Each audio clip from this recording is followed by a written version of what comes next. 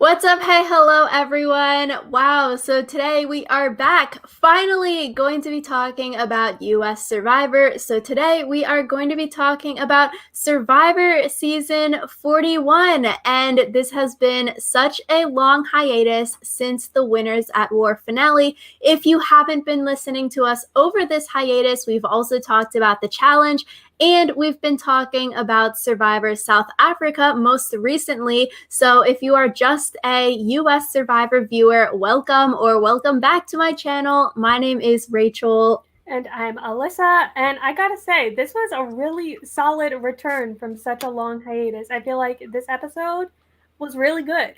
I really enjoyed it. I agree. I loved it. It was so much fun. And I was just so nervous and stressed out, honestly, while watching it because last video that we did a boot list. Alyssa and I, not spoiled. We don't want to be spoiled for US Survivor.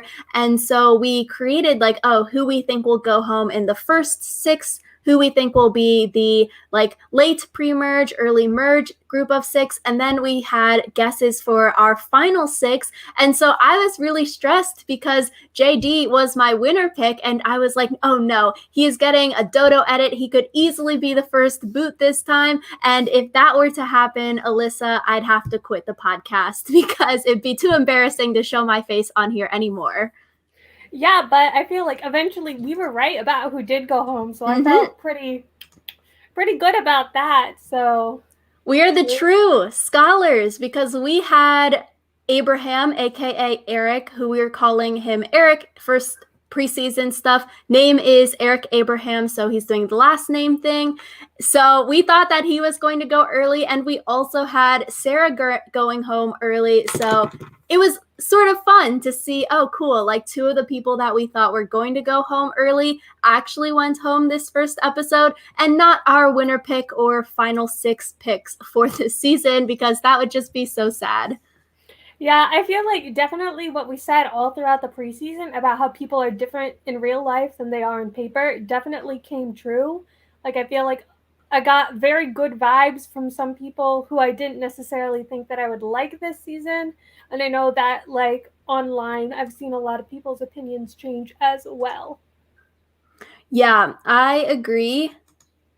Oh my gosh, my computer is like totally freezing. I agree with that. I think it was so interesting to see more from all of these characters because with the preseason interviews talking, you really don't get a lot of information about these people from those short written interviews or the little clips that we've seen of them online. So it was so exciting just to see them talk, seeing them interact with their tribes, and it not just being fan fiction that we're making up in our brains.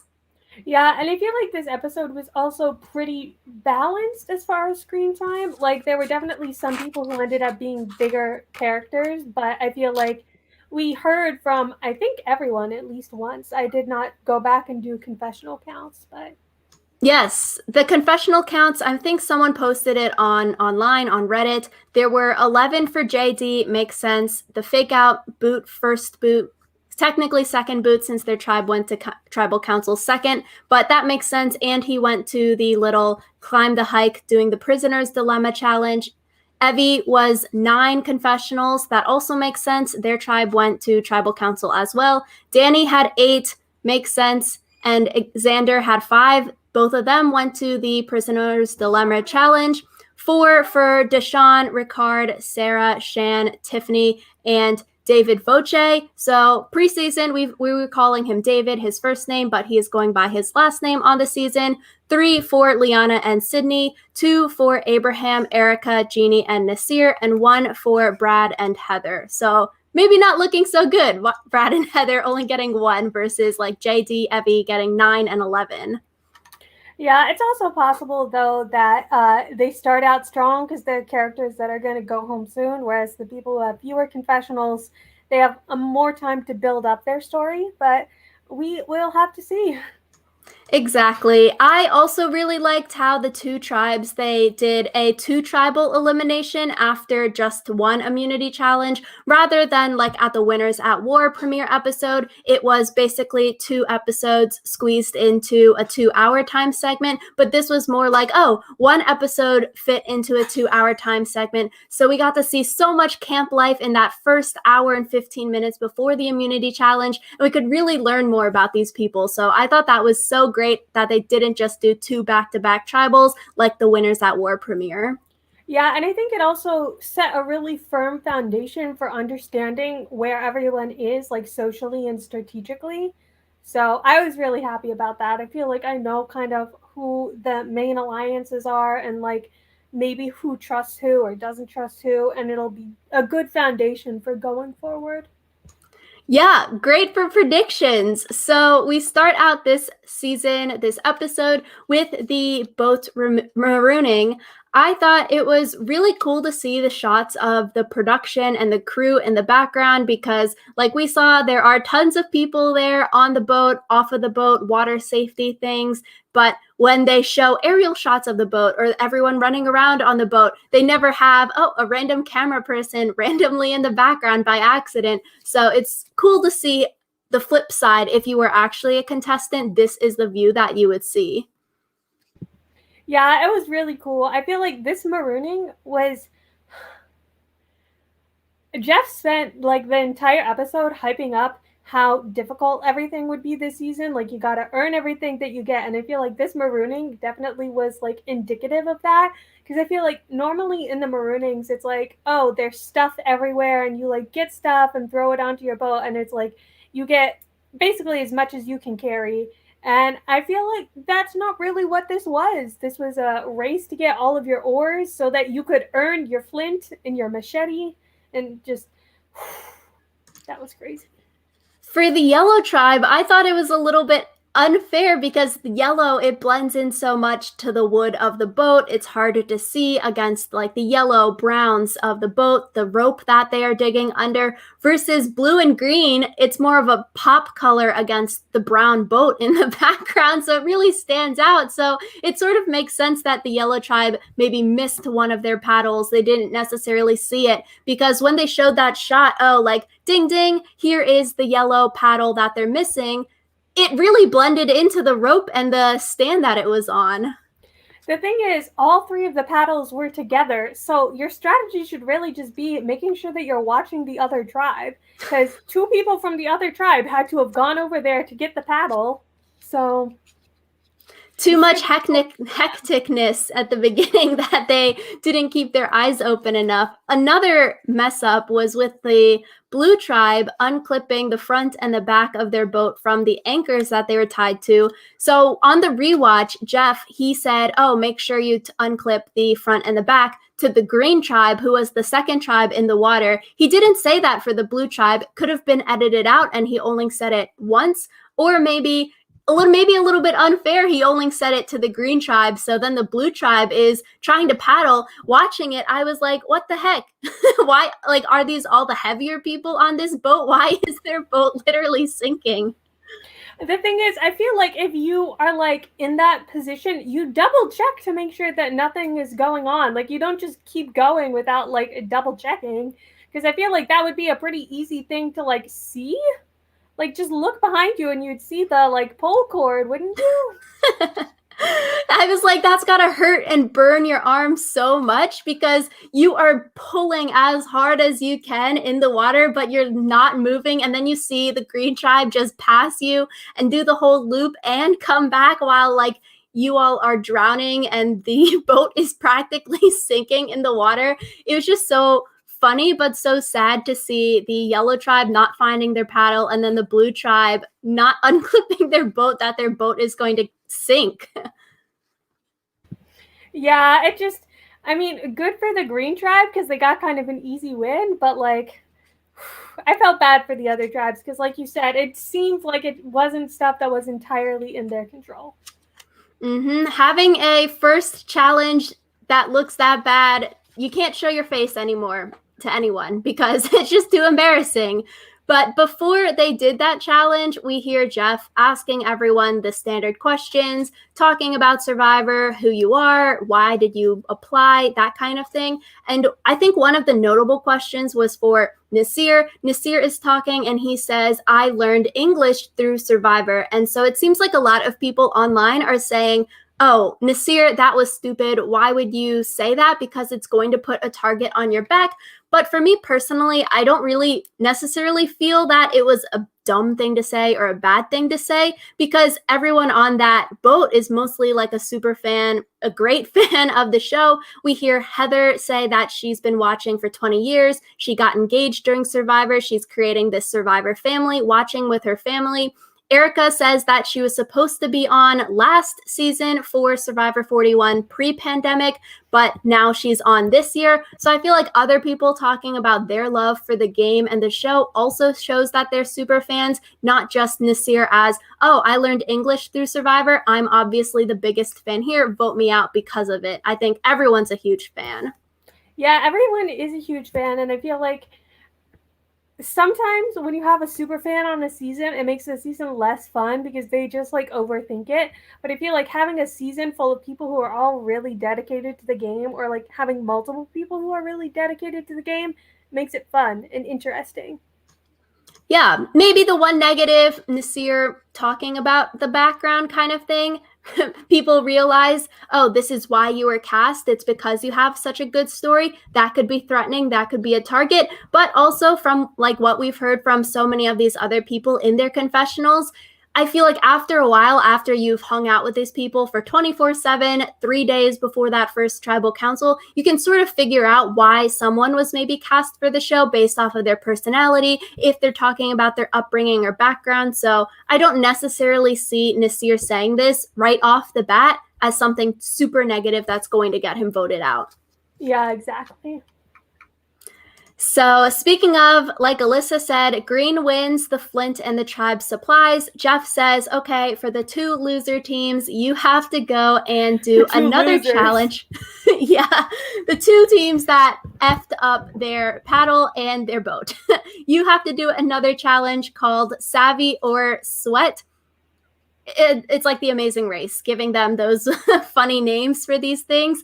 But Savvy is like counting triangles. You only get one guess, though, so it's not a guarantee. That could be more difficult. It reminded me of in the challenge where Corey and Nicole, in like the final challenge for the season to win the show, they were having so much trouble counting the triangles. It was very similar to this, that they started counting the number of triangles in the clue that they got to give them instructions to count the triangles on the board. So that's what it reminded me of. And then Sweat, it's where two tribe members, they have to go and get water to fill up barrels. You're separated from the rest of the foursome people on your tribe, and there is a 4-hour time limit for both. Yeah, and I feel like both tribes chose Sweat over Savvy, and I feel like that is really indicative of like these tribes' things, like their way of being. But I also feel like Sweat was the better choice than Savvy in this case, because that was a big triangle and there were a lot of triangles within triangles. Someone on Reddit wrote like a script to count all of the triangles within the big triangles, and I guess had people guess how many triangles they were. There's 51 triangles in the Savvy thing apparently, and no one guessed that number. So probably better that they did Sweat, because I feel like if a lot of people cannot get the right answer, that means that the right answer is very hard to arrive at. So the one guess thing with the Savvy Triangle challenge probably made it more difficult, because if you had an unlimited number of guesses, you could just 1, 2, 3, 4, 5, or if you have numerous people guessing like 3 different answers are popular coming up, you just guess those 3 answers and hopefully one of them is right, kind of thing. But I think having only one guess makes it so much more difficult. And you know, these people, they are like going to stick 10 million triangles on that board. They're probably not going to be as bad as Corey and Nicole counting triangles in the clue and not actually on the board that they're supposed to be looking at. But I agree. Personally, for me, you know, as a smaller person, I would never get volunteered or forced to do the running sweat challenge. So I would be like, heck yeah, two dudes, two of the stronger guys. Why don't you two go out there? You can waste your time walking back and forth, getting tired, losing energy, so hot, maybe you get dehydrated, and we can go back to camp and hang out. I feel like it makes sense for the people that would never ever get volunteered or forced into the challenge to want to just do the sweat challenge. Maybe if you're one of the guys like David was saying in his confessional, I would not want to do this challenge as David because he knows being a twosome, when the foursome is hanging out at camp, you're going to get alienated. For someone like David who was going to maybe get volunteered since he's young, he's a big guy, for him, you'd maybe want to fight back. But like he said, if you fight back too much, people are going to be like, what's your problem, dude? Just do the challenge for the team. I feel like with Savvy also, you risk being the person who's like, no, it definitely is like 30 triangles or whatever. And so it's very much more of like one person can make or break it because they only get one guess. Like personally, I would have made it like one guess per tribe member or something. And then if any of your tribe members get it right, because that way it's less social friction. Whereas like with the sweat challenge, like obviously both tribes completed it. But I feel like if you didn't, you could be like, I had to haul ass on the beach for 4 hours. Sorry if I didn't finish in time for you. I agree. The sweat challenge, if you complete it, you're more of a hero versus if you didn't complete it, you have a good reason. Like, yo, it was blazing balls out here. It's so hot. I'm tired, we're not eating. It is roasting in this Fijian sun. So you could sort of blame it on that. Like, sorry, I failed everyone, but there was a lot of these XYZ alternative factors that contributed to me not being able to run up and down the beach so much, versus if you're counting triangles and you're the person who gives the number and it's wrong, but you are super adamant about that, then it's more like, oh, we're going to vote you off, like you suck, what you messed up for the whole tribe. Versus sweat, you can sort of blame it on other things like the weather and being tired.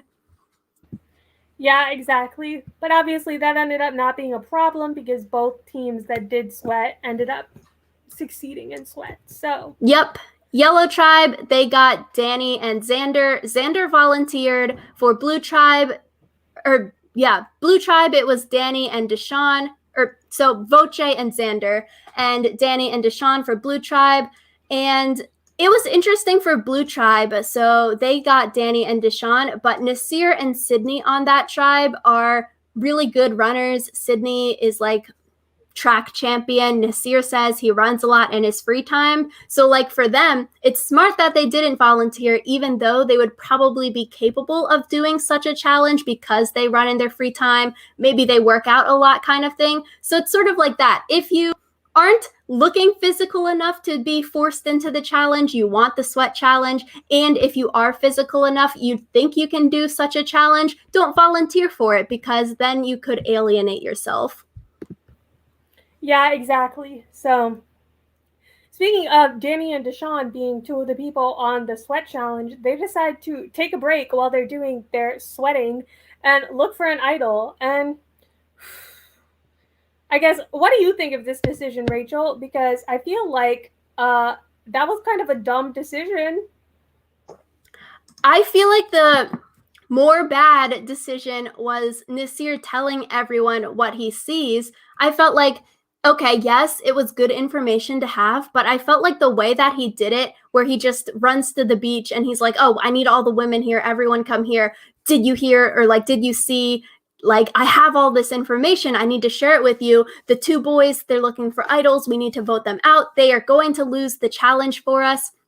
When the challenge wasn't even over yet. I feel like maybe keep that to yourself for now, because by ratting Danny and Deshawn out so early before the challenge even ended, something like what happened, where Sydney then goes and backstabs what Nasir said and rats Nasir out to Danny and Deshawn, the people that did the challenge. I felt like it would have been better to keep this information to yourself for now. Maybe hold on to it if they didn't finish the water challenge and they didn't get the flint and the machete and the materials for the group. then maybe share it like, oh, you guys were looking for this Flint, the idol, like now you effed our whole team up because you didn't get us all of the materials because you're too busy focusing on yourself and looking for an idol. It's just you didn't lose the immunity challenge yet. I felt like it was too soon to be spreading these rumors on day one before you even lost immunity, or Danny and Deshawn didn't win the Flint. The thing is, I feel like it was good that he said it before, like, anything happened, just because, like, if it was a case where they ended up not winning immunity and Nasir was on the bottom, then that could just look like he was being desperate. But I feel like the way he went about saying it, like, he could have been like, oh, it didn't look like Danny and Deshawn were carrying any water. Like, maybe they're out looking for idols, rather than, like, immediately going in for the accusation and, like, making a big deal out of it when no one else seemed to think it was that big of a deal. I agree. Like, alternatively, Nasir could have called the women over to the beach and they sort of hid behind a tree or something. And Nasir is like, do you see what I see? I think they're looking for idols. So that way, that foursome, all four of them can see the same thing that Nasir saw, and they would have proof that Danny and Deshawn were actually looking for idols, because I could totally see we didn't really see any fallout from this episode since the Blue Tribe didn't go to Tribal Council, but I could totally see the next episode, next time they go to Tribal, where Danny and Deshawn can twist Nasir's words, and they can easily say, like, no, I think Nasir missaw what he saw. We were just sitting in the trees. We were taking a break. It was super hot. We were taking a 5-minute break to cool off and drink water. That's why we weren't running up and down. That's why we weren't on the path, kind of thing. And they could say, no, Nasir was lying. We were taking a break. We weren't looking for idols. And that would sort of put the blame back on Nasir and maybe cause more distrust against what Nasir is saying, because there was no proof of what he saw because he didn't call the other people over to see it. Yeah, I guess it's like one of those things where it might have also been shady if he was like, come over here now. So I don't know. It's just, there's a lot of ways that could have been played better. I guess in the end, it doesn't really matter because they didn't find an idol. So it's not like they had any advantage, though I guess it does make them seem less trustworthy if they were out looking for idols. But I guess instead of Danny and Deshawn seeming less trustworthy, Nasir now seems less trustworthy. So he kind of just shot himself in the foot. Yeah, like we've seen it happen so much where one or two people go off looking for idols or supposedly looking for idols. They might just be taking a walk in the woods, saw it at Winners at War, Adam and Denise, they walk off, and everyone else on the tribe is like, OMG, let's vote them out because they're a twosome, they're maybe looking for idols. It can totally happen where Nasir goes back to the rest of the group this episode and everyone believes them, and like everyone doesn't like Danny and Deshawn because of this idol hunt. But I think how he did it is sort of maybe where it's different from Adam and Denise getting thrown under the bus versus now Nasir is the one getting thrown under the bus. And also because Danny and Deshawn, they spent 3-4 hours hauling their butt up and down that hot beach. I think the other people on the tribe, you're maybe going to feel a little bit like indebted or like, yes, thank you so much. I maybe like you a little bit more now because you spent all that time sweating and being so tired on the beach. They might feel bad for them. Yeah, it seems kind of ungrateful if you were like, you just spent 4 hours hauling water. And by the way, do you have an idol now? Because we're going to be mad at you about that. So strip right now. Yeah. So speaking of, so they go on a little 3-tribe boat trip challenge. Something else I really liked of this episode is the amount of times that they give these people an opportunity to make decisions. Like we saw Savvy versus Sweat. This 3-tribe boat trip is another decision. So the Blue Tribe, Deshawn volunteers to go. The Yellow Tribe, Xander gets volunteered into it. The rest of the tribe is like, Xander's young. He doesn't seem like a liar. Let's send him. Green Tribe, they do a rock draw, and JD goes onto this little mission. I thought it was interesting, though, that nobody wanted to go. I think, like, you know it's day one, you know it's the premiere, you know that there's probably going to be something good on this boat ride. It's not going to be like an auto elimination. You get on this boat and they send you to Ponderosa or something. But because it's the premiere, because it's day one, day two, Honestly, I don't know. I feel like maybe you should want to go. It might put a target on your back, but the prize that you get by going on this boat mission could be really, really good. Yeah, I think it's one of those things where like Sydney made a comment that made it sound like someone else volunteered her and she said no. And it's like what you don't want to do is seem too overeager, but if someone else volunteers, you say yes. Like you said, it doesn't seem like it's going to be a bad thing. So I 100% agree. I wrote in my notes, as long as you don't seem too eager to volunteer, like they read the clue and you're, oh, I want to go, like send me, and someone is like, oh, I don't really want to send you, but you're, no, send me or else kind of thing, that would probably rub the people the wrong way. But if you're getting volunteered, or if no one says that they want to go and you're like Deshawn, you sort of, okay, fine, guys, like, no worries, I will go, don't need to stress about it, and you sort of take one for the team and you go there. What can you really lose? You could get a disadvantage and lose your vote like we saw, but chances are, like, maybe you're going to go meet Sandra and Boston Rob after the boat trip. You don't know what's on the other end. You could win something so cool. you could be going to a yacht with Cochrane. Yeah, like it might be worth it. It could be dangerous because day 1, day 2, you're separated from the group. You could put a target on your back, but like we saw this episode, you got to meet 2 other people from 2 of the other tribes. You could possibly have a cross-tribe alliance. You might get tribe swapped into a tribe with one of these other people, and then you already have met them, talked to them, probably for like maybe a couple hours, however long this hike was up the hill. So it's a win-win. Yeah, basically just I don't see why it's a bad thing other than like the physical exertion of having to go up the hill and stuff. I gotta say, I thought it was so funny that JD was talking about how hard it was for him and he like slipped and fell while they were going up that hill. And it's like Danny just spent the past 4 hours like hauling ass and he's fine. So it was just kind of funny. I feel like that doesn't bode well for JD in future endurance challenges if he can't even make this hike. Oh So my gosh. Speaking of JD, I thought it was so funny when everyone was talking about the sports that they played or what they do. JD was saying, oh, I'm a 2-time track champion. But Deshawn, he was lying and he said, oh, I only played college football. Like, oh, I'm not that good, everyone.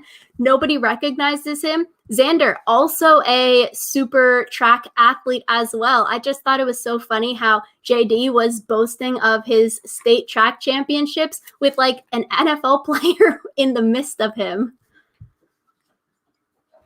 yeah, I thought it was good that Danny kind of sort of kept the truth where he was like, "Oh, I run a football camp," but because I think Xander said like, "Oh, everyone thinks you're in the NFL," and he was like, "Nah, man." So, yeah, Which is interesting because there are people from like the areas that Deshaun played in and the states. So I guess this isn't a big football watching crowd. Like, I wouldn't recognize Deshaun. So seems like a lot of these people on the season aren't maybe big football watchers and like sports watchers.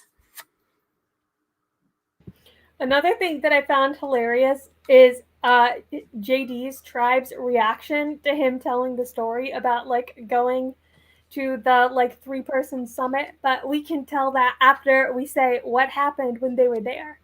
So they ended up doing this whole hike thing. And then at the end, they had, I guess, I don't know whether they called it the prisoner's dilemma or like everyone else has just been calling it a prisoner's dilemma. But basically, it's like you either risk your vote or you don't. If everyone chooses the same thing, then they all lose their votes. Yeah. Alyssa, I've been waiting for this moment. So in college, I actually took a game theory course just Okay, to prepare, just to For prepare myself. Survivor?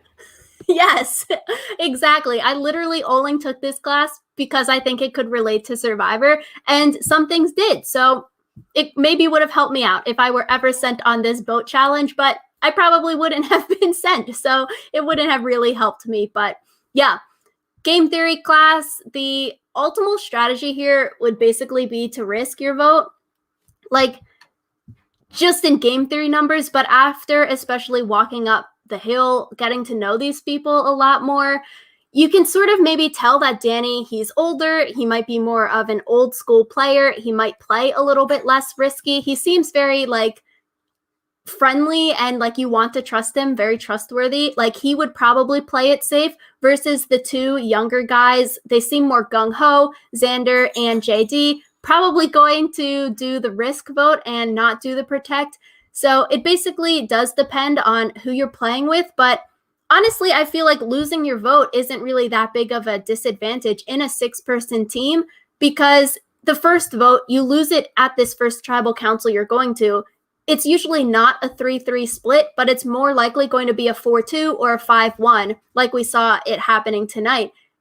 You don't really need a vote because it's a super majority. It's not a 3-3 where your vote super like really matters. And even if you're the person getting votes, if JD lost his vote here and maybe he was going to get voted out, one vote for you isn't really going to help you because it's still 5 versus 1. Yeah, I think the vote can be used up until final 6, so it doesn't necessarily need to be used at this tribal council, but I do understand why you would choose like not to do it. So, yeah.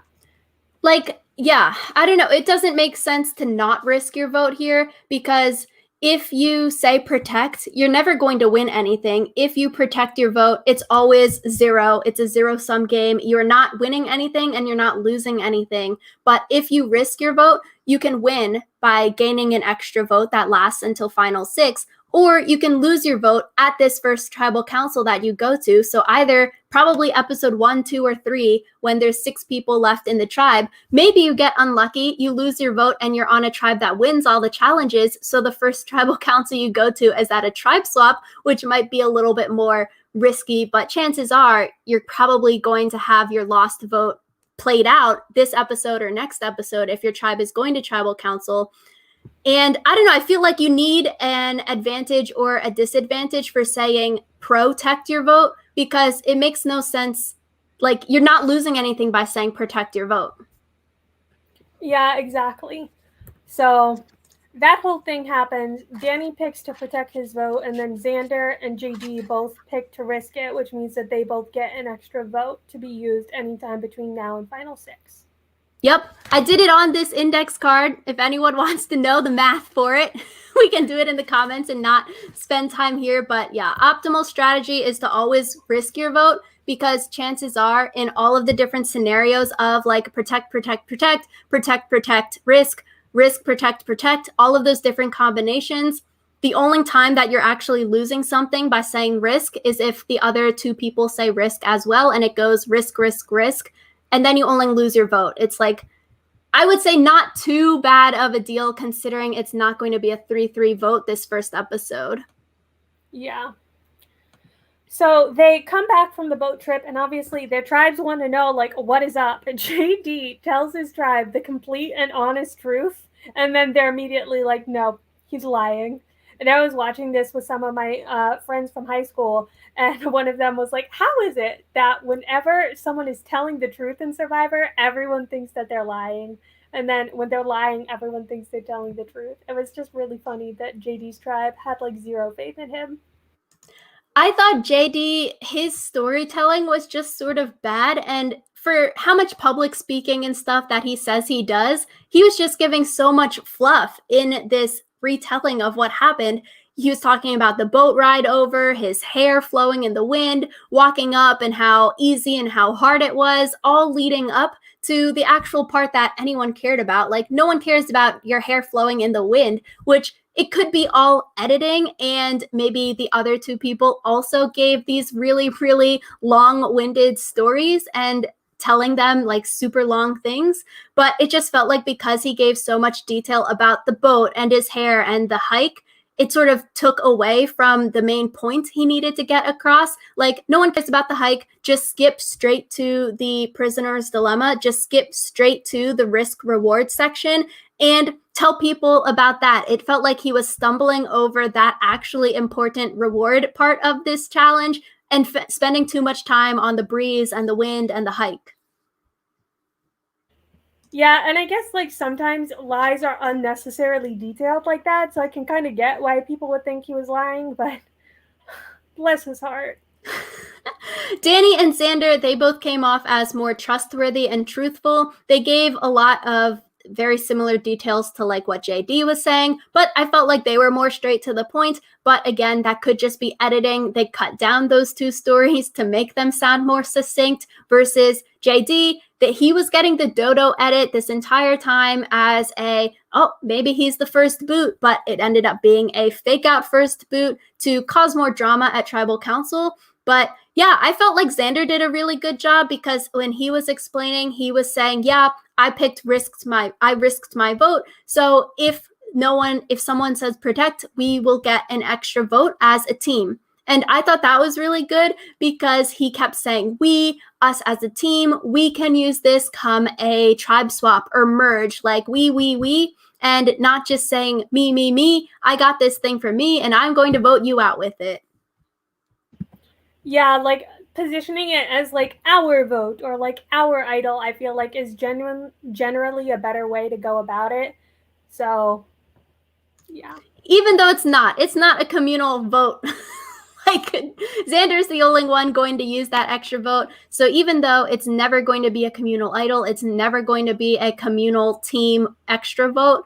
It's good. You can say it's a we thing, but you know deep down it's a me thing. Like maybe it can help you on a merge or a tribe swap tribe where because everyone else on this team knows that Xander has this, they can use it sort of in like a David versus Goliath fashion where the people in the minority, they have all of these extra advantages and they know what each other has, so they can use it to best the majority. So now because Evie, Voce, Liana, Tiffany, they all know this, maybe it can come up in the future like, yo, we need to use this now. Yeah, like I guess it really depends on how well their tribe does like going forward because I feel like it's one of those things where like if their tribe ends up being like really strong and not losing a lot of people, maybe they don't need to use it in like a David type fashion. So, I guess I would be kind of interested. I feel like Xander isn't one to like be sleazy, but it would be fun if he used the extra vote in like a sleazy way instead of in a communal way. But next week, maybe we'll talk about it with the tribal councils, but I don't know. I could see Xander not being on the top potentially if they keep going to tribal council, but alas.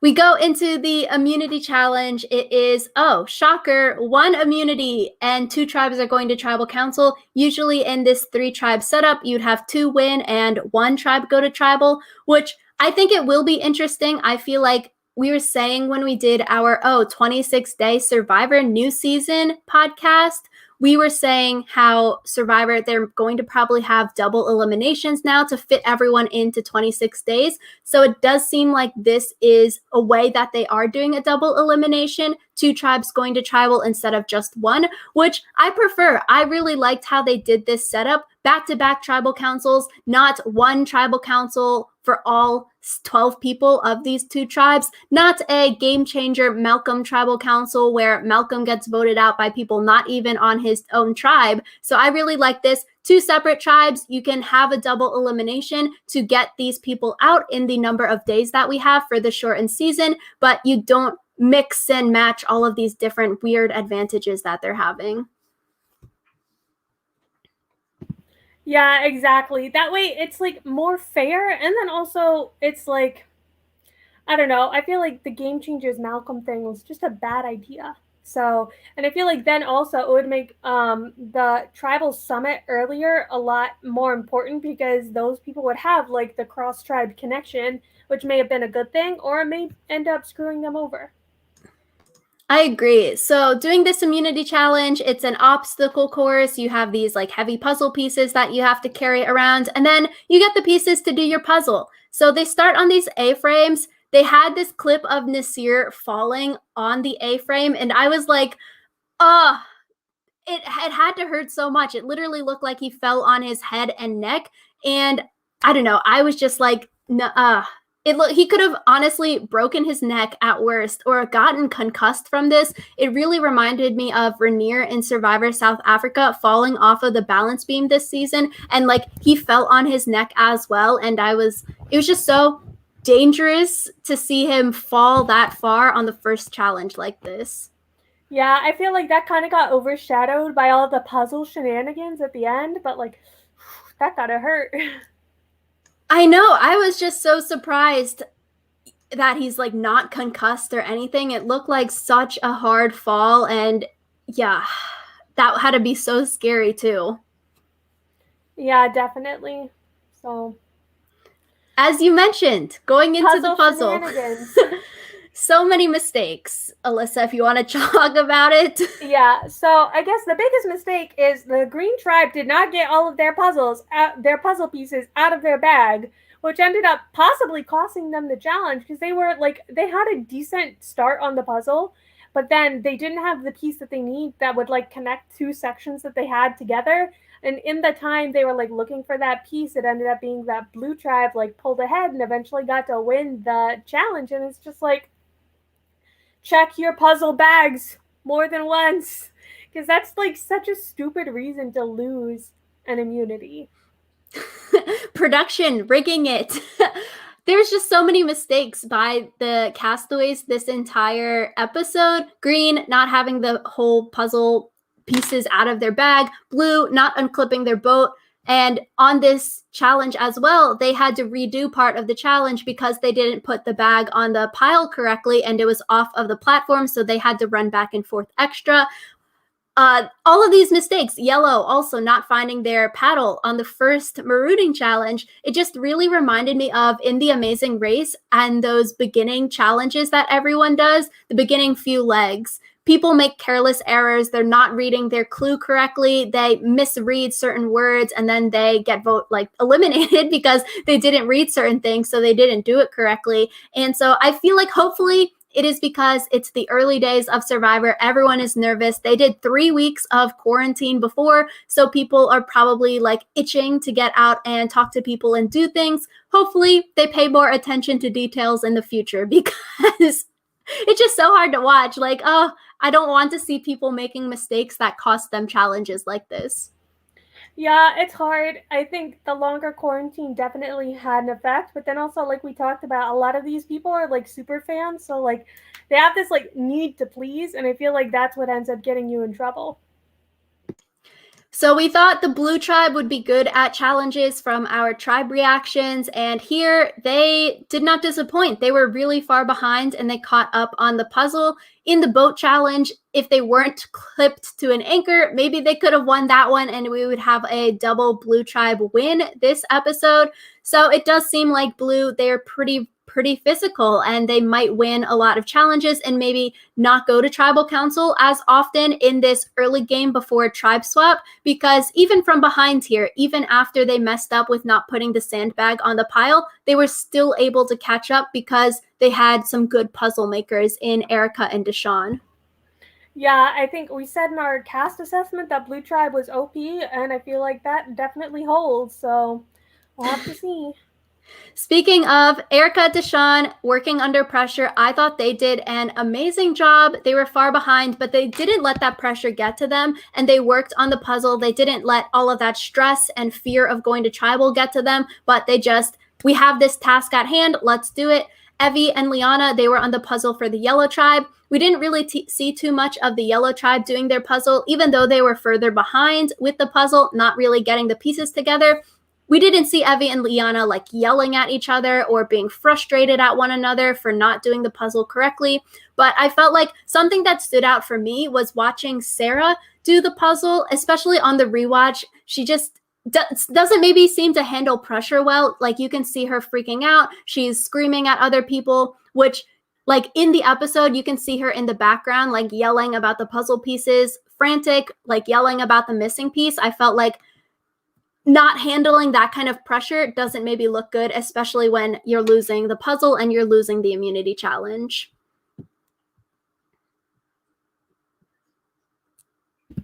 Yeah, and I feel like eventually, or ultimately that might have been what ended up being the reason that Sarah went home instead of Shan, because it's like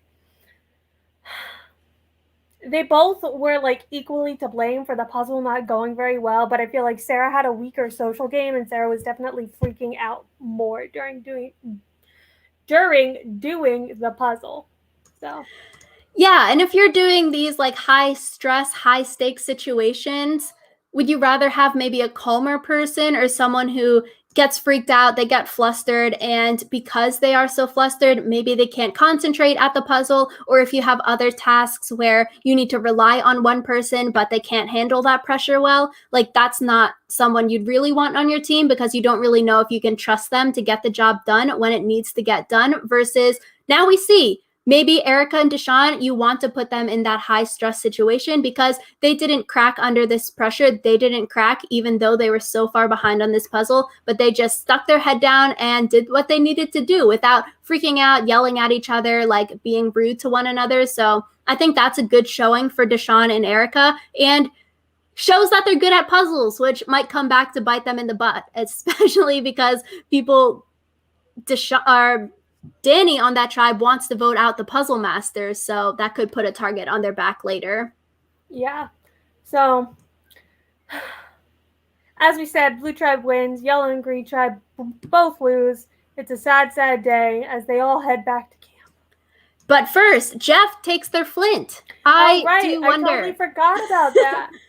I wonder, do you think this will be like a cycle of negative things happening? So because blue, they kept their flint, they can boil water, they can drink water, they can cook food, fish or whatever that they're catching out there. There's no rice, so they're not cooking any rice. But if they have the flint, and 2 days, 3 days until the next immunity challenge where you could win your flint back, do you think this is negatively going to impact the 2 losing tribes or 1 losing tribe every week? That if they keep losing, you're not going to have fire, you're not going to have water, you're not going to have any boiled food, that they just keep on losing the challenges because they don't have the flint, they don't have fire. Yeah, it's like it could definitely end up being like a feedback loop, and I hope it's not a thing where they have to like earn and give away their flint like every time, like just because that's so much extra work, and they're like, I don't like that. I guess you just sort of have to keep your fire built when you go to immunity challenges, and then you hope that your fire hasn't died out by the time you get back. So then you just have to, it's sort of annoying though. You have to have someone constantly managing and tending to the fire because if it goes out, you don't really have anything else to make a fire with unless like you're using glasses or something, but that's just going to be more work. It's just, I hope it's not a Survivor Fiji haves versus have-not situation because the have-nots are never going to be as strong as the people with the flint because if they don't have water, they're going to get dehydrated. If they don't cook fish or whatever, they're only going to be eating coconuts. I don't know. I just hope it doesn't turn out like that where these people that keep losing continue to lose because they don't have fire. Yeah, exactly. It's fine. It's fine. I totally agree that I hope it doesn't end up being like that because that would suck. Alas, we'll see in the future. Speaking of things that we'll have to see about, we see this new advantage called the Shot in the Dark advantage, which is played out at Tribal Council. But basically, it's where every single person has this dice. You can play the Shot in the Dark advantage, and then you have a 1 in 6 chance of pulling the safety scroll a la Australian Survivor out of whatever the bag that they have. I felt like they needed to explain this advantage more because honestly for us it was sort of confusing to hear about. So I can imagine for people that don't watch this show and podcasts about this show as much, it's probably even more confusing because I feel like it has to be a 1 in 6 chance for every single person. So say Sarah and Brad both played the Shot in the Dark this episode. If Sarah went to vote first, it would be 1/6. If Brad voted second, it wouldn't be 1 in 5. Like that scroll that Sarah picked wouldn't disappear, but it would also be a 1 in 6 chance.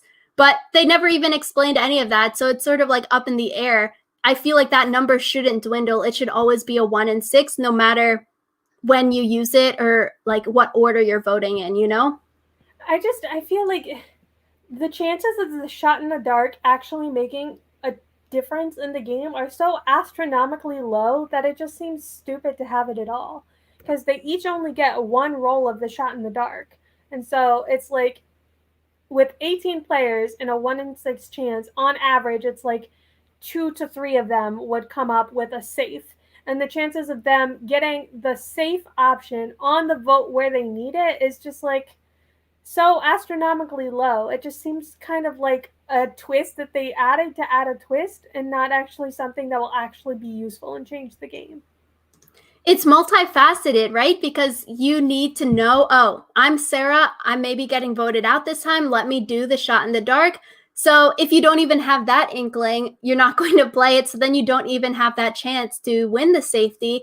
And like David said at Tribal, skipping ahead a little bit, he said it's not that scary. Sure, it adds a wrinkle to people's plans, but like, I agree. I don't know. It's so small, like you were saying, that the person ends up being safe, and then the shot in the dark acts as a hidden immunity idol, basically. You have to pick the right card, the safety card, and you have to know when you're going to maybe get voted out or you're going to get votes that you play this advantage, and then you lose your vote because you play this advantage. But because it's a 1 in 6 chance only, like, it's not something that you can bank on like a hidden immunity idol where you play it, you know you're 100% safe. It's sort of like Michelle's 50-50 coin from Winners at War. It's sort of a toss-up. You don't really know. You can play it, you cannot play it, but it's not something that you can rely on. Vote also, if you play it. So, I don't know. I personally don't see any point in using the shot in the dark advantage, but that's just me.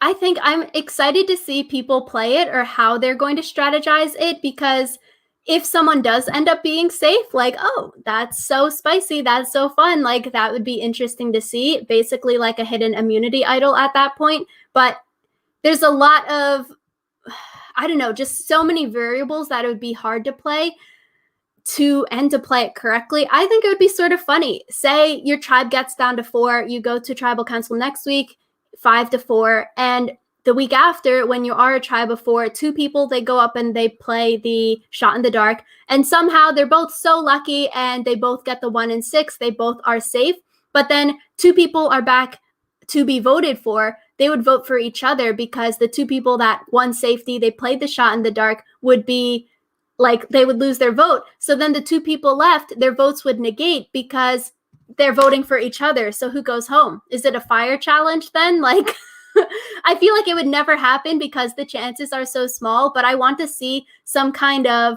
thing with this shot in the dark. Maybe it's a shot in the dark train where people here tribal. Nobody votes because they all play shot in the dark. Yeah, everyone is playing it because, oh, I hear Bob is going to play it and John is playing it. I need to play it because if they both win safety, I could go home, and then everyone plays it. Yeah, that would be so fun. Is that sarcasm? No, it would actually be, that would be more interesting than like the Cerise Zero vote tribal, because it would be like, literally, what do they do? Because nobody even voted. Because it's like, you can't just be like, oh, now we draw rocks, because, you know, it would actually be interesting. I doubt that it would happen, but. I know. That's what I'm like. I need the chances to not be 1 in 6 so we can have these weird scenarios play out where no votes are cast, or only 2 people are eligible for votes, but they cast votes for each other. But like usually, you know, final 3, they don't cast votes for each other because they negate. So I guess it would have to be a fire challenge because they technically both have 1 vote each that they go to fire. Maybe they draw rocks with 2 people, a 50% chance. That'd be terrible. Yeah, so I guess we'll see. Probably not going to be that spicy. It's going to be someone playing it and then it says not safe and then they get voted out, because it's not something that you can bank on, because if you get safety and you lose your vote, you still need to have a good social game to sort of claw your way out of the bottom of the tribe, because chances are if you're disliked that much, you're not in people's plans moving forward, even if you win safety like this, it's not really going to change enough that you won't get voted out the next tribal council you go to unless you have those foundations built already to switch things up by playing the shot in the dark, by winning safety, by using this immunity idol that is risk. Yeah. So I guess there was one mention of shot in the dark at the Green Tribe Tribal Council, I think, but other than that, I feel like no one is really factoring it into gameplay at this moment. Hopefully they explain it more, maybe because it was the premiere and no one played it this episode. They didn't really explain it that well, but I need to know, is it 1 in 6 for everyone or does it go to 1 in 5? Because people on the internet are saying different things. If it goes to 1 in 5, that just seems sort of dumb because then why would you ever play it first? You'd want to hold it until it's like a 1 in 1 safety left, not a 1 in 6. You don't want that low percentage of picking the right card. Yeah, it's just... it's dumb. I don't really like it. Let's talk about tribal, because otherwise I feel like we could talk about this all night.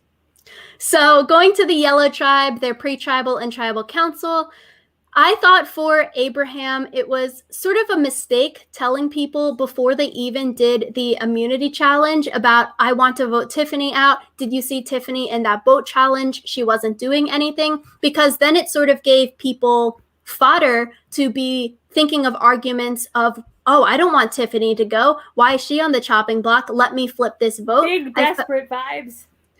Yeah, I felt like if Abraham waited until they actually lost that immunity challenge and then started to push his agenda to vote, quote, the weakest player out of the team, it maybe would have came across better. But because he did it so early, similar to Nasir telling everyone about Danny and Deshawn looking for idols before they even lost any challenges, like, I don't know, I felt like it was too presumptuous because it gave people ammo to fight back on what you were saying because you gave them time to think about it because you didn't lose any challenge yet.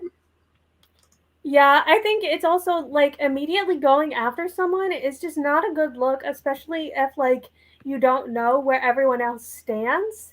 Because I feel like it was like one of the first scenes we saw where Abraham was like, hey, what do you think about Tiffany? And it's like, take a chill pill, dude. Oh my goodness. Yeah, Abraham saying tribe strength, tribe strong. That's what he was saying preseason, so it makes sense that he's going into the game like this.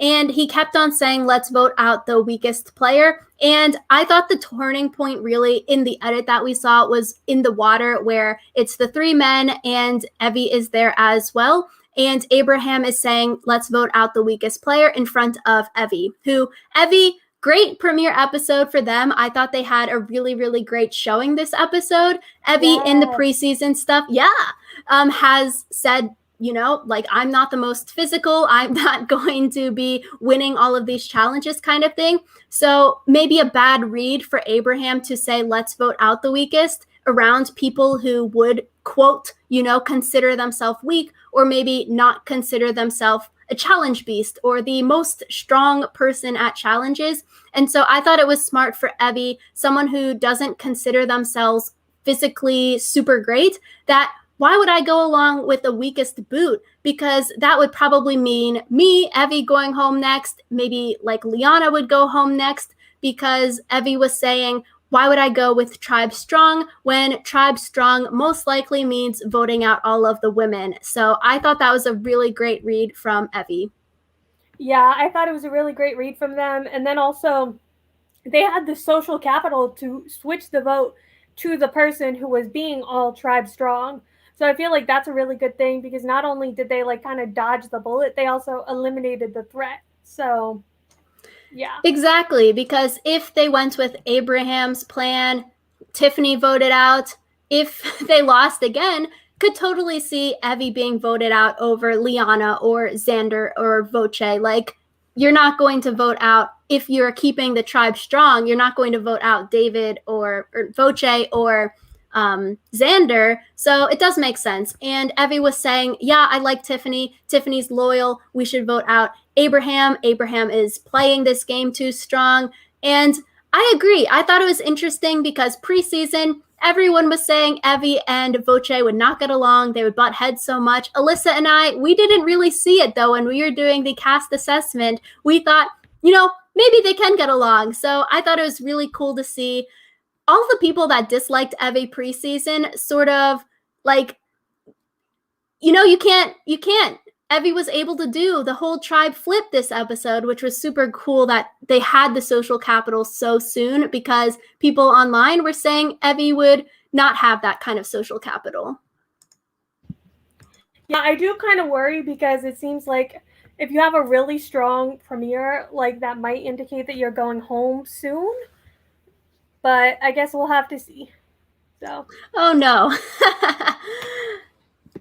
Something else that was funny, we saw Tiffany looking for hidden immunity idols. She thought maybe she was on the chopping block. She walks right past the tree that Jeff, at the start of the episode, he put that beware advantage in when he was breaking the fourth wall. He was looking at all of us, and Tiffany missed it. She didn't look in that one tree. Yeah, I was watching with someone else, and they were like, she literally looked every place except for where she was supposed to look. So, feels bad. Looked in the wrong holes. So, Jeff would be so disappointed. But the Yellow Tribe, they go to Tribal Council. Anything to say there? I feel like Tribal Councils, they don't necessarily really do much. It's always people just BSing and bluffing and lying for whatever questions that Jeff asks. So it's not really like you're getting much information, because everyone's lying about, oh, I feel good with who so-and-so. We are such a kumbaya tribe. We're such a big family. We're not going to vote anyone out. But you're voting someone out. Yeah, exactly. The Yellow Tribe I feel like there wasn't as much bait and switch with who they were going to be voting out. It seemed pretty straightforward, and then they left more of the questioning stuff to the Green Tribe. So Abraham got voted out, technically first boot. I wonder, did they decide that Yellow went first because they were further behind on the puzzle? Or was it just random? Hopefully that's how they did it, and not like, oh, Yellow Tribe is going to have the more straightforward boot. Let's save Green Tribe because we think that tribal council will be more like entertaining and make that the second one. Hopefully it was based off of who was second or looked like second place, because the other two tribes didn't finish the challenge. Second and third dictated when you're going to tribal first or second. Hopefully. But I thought it was good for Evie, Tiffany, Liana sticking together. They seem maybe like a threesome that they could vote one of Voce or Xander out next time. Or I could also see Tiffany going home if they want to, quote, keep the tribe strong. Because Evie, they had a confessional where they did say they felt good with Liana, and Liana and Evie would maybe want to work with the two guys, Xander and Voce, over Tiffany and Abraham when he was still there. So I could see it going either way. Either one of the boys going home, or maybe Tiffany going if they lose again and they're like, Tiffany not helping us in challenges, we need to vote her out. Yeah, I guess it depends, because also the tribe swap could be coming soon. So I don't think they'd swap after just 2 votes, but who knows? Didn't see it in a preview, but if this is like Survivor South Africa, they didn't even show a tribe swap in the preview, and then we swapped like 40 minutes into the episode. So they could get us like that again. But we go to the Green Tribe, pre-tribal and tribal council. One of the funny segments from the Green Tribe, Brad, he was talking with Ricard, Sarah, and Shan. And Ricard is like, oh, who do you want to vote for, kind of thing. And Brad is literally like, Sarah or Shan, you two are on the chopping block for me. And they're standing right there. Yeah, like, I feel like I've seen a lot of mixed reactions to this, where it's like, Brad, dude, it's like, I forget what season it was, where Dean was like, so who's going to be our like, backup vote? And literally everyone on the tribe is there. And it's just like, use some common sense, dude. There's one person who is not there whose name you can say. You don't have to say the names of the people in front of you. Honestly, also, though, I felt like if he said he didn't want to vote JD, he said that. So if he threw out Jeannie's name, seems like Brad and Jeannie, they're working together. They're maybe friends. They're close on the tribe. that could have caused him problems because it could have been used that as ammunition. Sarah or Shan, if they felt like they were on the chopping block, could have easily maybe run to Jeannie and been like, oh, let's start an all women's thing. Or did you hear that Brad was bad mouthing you? He wants to vote you out. Even if it wasn't true, it may have, caused some seeds of doubt amongst them. Honestly, I feel like Brad saying Sarah or Shan right in front of their face, like, sure, it's not good survivor strategy, a little bit of a faux pas there, but honestly, him doing stuff like that could keep him around longer because you see, oh, maybe he's not the best at Survivor. Maybe he's not the best strategist because someone super good at Survivor would never say this kind of thing. It makes Brad seem so loyal and not strategic that you'd want to keep him around because he will tell you to your face how it is. If you're going to go home tonight, he will tell you. He went up to JD and said, everyone's voting for you, JD. And JD was like, yo, what? So maybe people keep him around because he's such a big goofball. He's just playing 5D chess, man. Like, he knows that if he says their names, they're going to be on edge, and then they're going to, like, do random stuff, and it was great. 5D. We've been underestimating Brad this whole time. So, honestly, I think you'd want to keep him around because he doesn't seem strategic and he seems very loyal, like he would stick with you throughout the game. He's not looking to make new alliances because if you give him your word and he gives you his word, seems like he's the kind of guy that would want to stick with it. Sort of this whole saying Shan and Sarah's name right in front of them. Another Survivor South Africa reference, it reminded me of in the premiere of the most recent season where Rhaenyra, he was like talking to someone like straight in front, but he was like pointing at, I actually want to vote this person kind of thing right in front of the person that they wanted to vote out back, basically. So sort of similar thing, but Brad did it to their face. Yeah. So that was wild.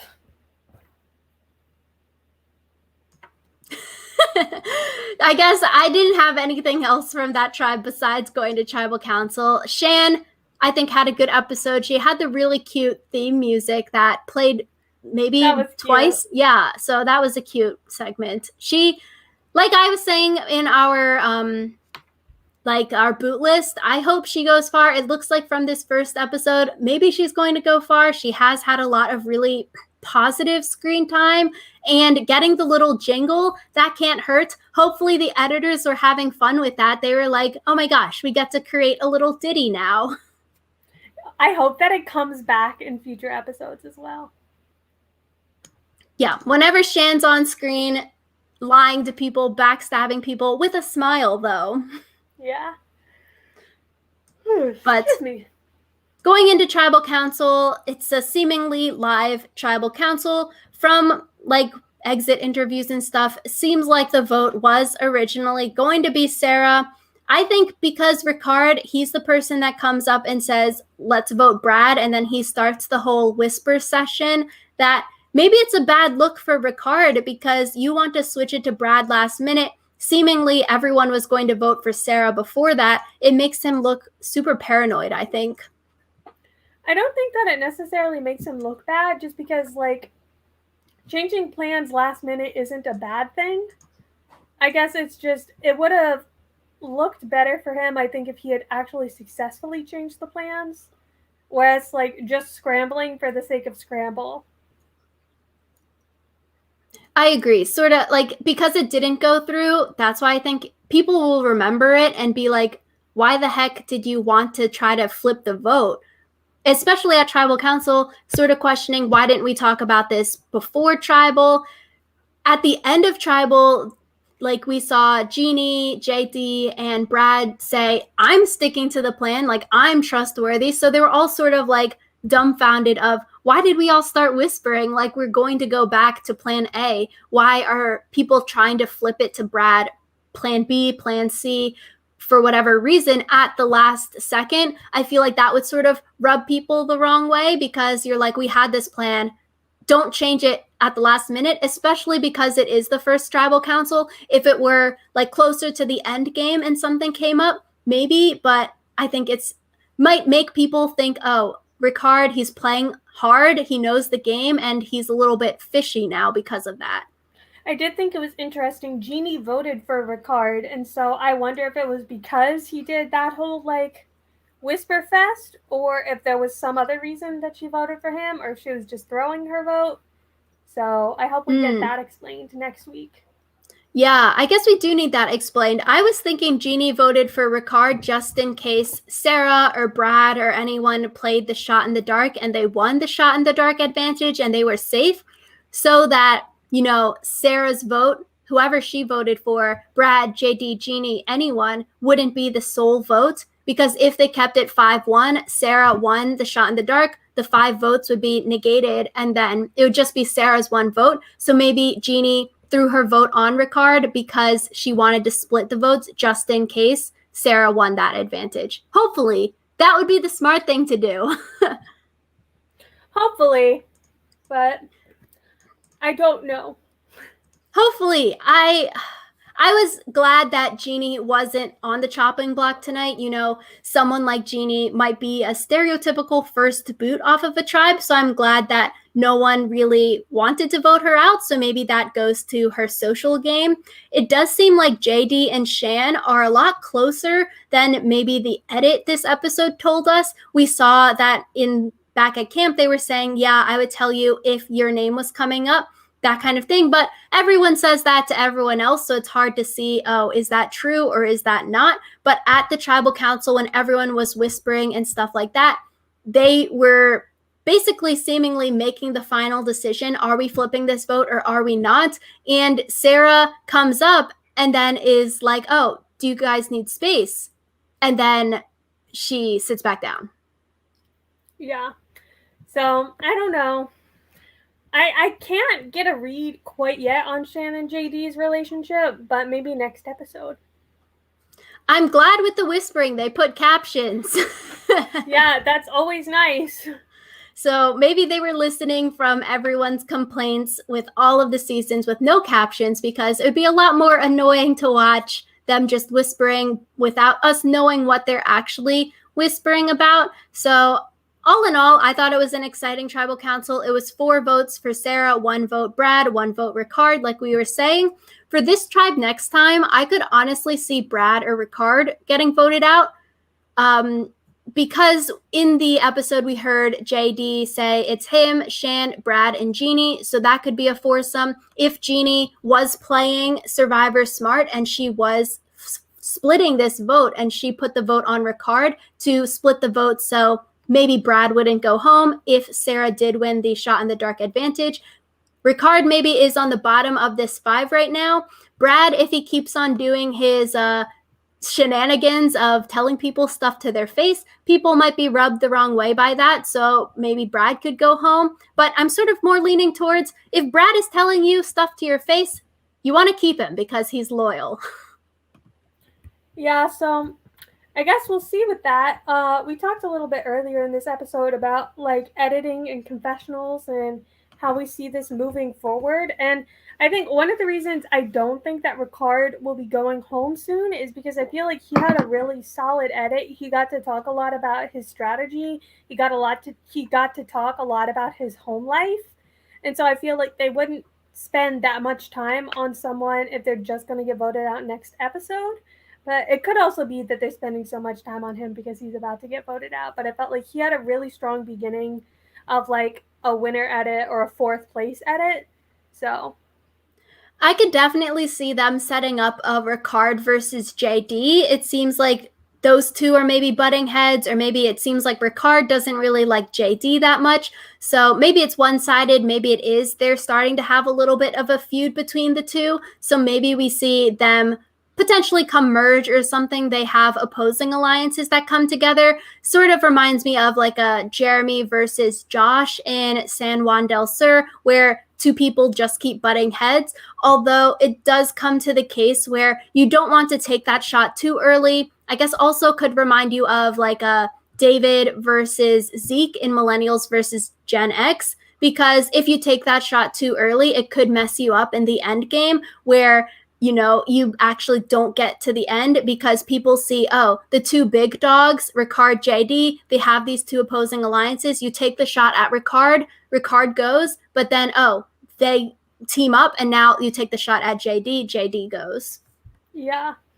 So I guess, is there anyone else you feel like had a really strong edit? We talked about Evie having a pretty good edit, Ricard having a pretty good edit. Danny, do you feel like his edit was just good because he was put in the hero position twice, or do you see like longevity in his game? Danny, I think similar to what we said in our boot list, I feel like he's probably a late pre-merge, early merge boot. Just because he's physical, you're going to keep that around on your tribe. But like, because he didn't do risk in the prisoner's dilemma, the little hike challenge that they did, maybe not the most strategic. I thought it was interesting with the people that got their at-home clips in the episode. So they had a little confessional where they had maybe photos or videos from their home. Tiffany, she got 2 of these clips. At the beginning of the episode, she got a clip where she is hugging her partner, saying, oh, I got the call to go to Fiji, like I'm going, being super excited. And then she also got the story of her pre-Viver story with her mom. Sarah had a clip about her grandmother passing away. Brad had a clip about his ranch life and his dad dying from cancer.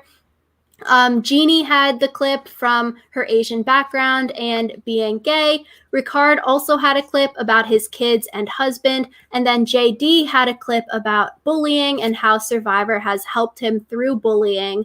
So maybe those 6 people, Tiffany, Sarah, Brad, Evie, Ricard, JD, maybe not Sarah anymore because she was voted out. But it will be interesting to see next episode if more of these people get clips that aren't the 6 people listed here. So like, are we going to see a Heather clip? Are we going to see a Liana, Sydney clip? Like, seeing more of those at-home life clips. I really liked seeing these little shots of photos or videos from the people's daily lives. Australian Survivor does it in their intro packages. So I really thought because of that, we got to see a lot more of who these people are in their day-to-day lives rather than just, hi, I am blah, blah, blah. I this is my job. But we really got to see more in depth their personality. Yeah, I feel like we missed that a lot when we were watching the most recent season of Survivor South Africa. So it was really nice to see them like be people. So yeah. So I guess last thing, there's a game within the game, Alyssa. Did you do that little rebus puzzle? No. Was that the one that spelled vote? No, I think it was a different one this episode. So it's interesting because they keep on promoting it. Jeff is like, younger Survivor players, future Survivor kids, go to this website and do these little puzzles. And so someone posted the puzzle on Reddit. So I was like, okay, I'll figure it out. And so I got that first one. I was like, this is so cool. But the little puzzle flashes for like 2 seconds on the episode. It takes maybe like a minute to 3 minutes to look at the puzzle and to figure it out. It's not like, are you pausing your TV to figure out this puzzle for your kid or what? Like, I don't know. It's just weird to have on the show, but it's a cool idea. I like the puzzle. It was sort of fun. It's a cool idea. I feel like execution could use some work. Yeah. 30 seconds, or it wasn't. It was like flash 10 seconds on the episode. I was like, no one's reading that in 10 seconds. So you'd have to go to the website, which maybe that's what they want. They want some website traffic, and then they'll make you buy Paramount Plus. Yeah. But I think that is it for this premiere episode of Survivor. Let us know in the comments down below what you thought of this. We talked about a lot. So anything that stuck out to you, we'd love to hear your thoughts on. And we will see you guys next week for episode